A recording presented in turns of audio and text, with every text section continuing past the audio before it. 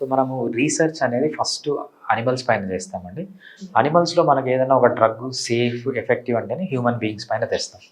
So మనం human beings పైన చేసే ట్రయల్‌ని ఏమంటామంటే క్లినికల్ రీసెర్చ్ అంటాం. క్లినికల్ అంటే మీనింగ్ ఏంటంటే హ్యూమన్ బీయింగ్స్ అని. సో హ్యూమన్ బీయింగ్స్ పైన మనం ఒక డ్రగ్ గానీ, డివైస్ గానీ, ఒక సర్జికల్ టెక్నిక్ గానీ చేయాలంటే ఫస్ట్ మనకు దానికంటే ముందు రీసెర్చ్ జరగాలి.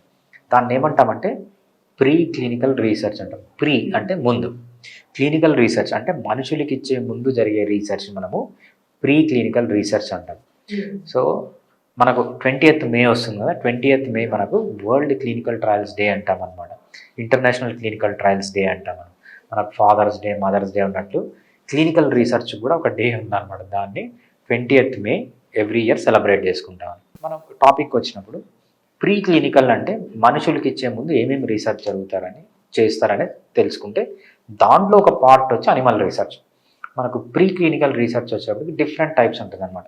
ఒకటి ఇన్ సిలికో అంటాం అనమాట. ఇన్ సిలికో అంటే ఏంటంటే ఇనీషియల్గా మనం ఒక డ్రగ్ని కానీ, ఒక సర్జికల్ టెక్నిక్ని కానీ, ఒక డివైస్ని కానీ మనం కంప్యూటర్లో దాన్ని డిజైన్ చేస్తామన్నమాట.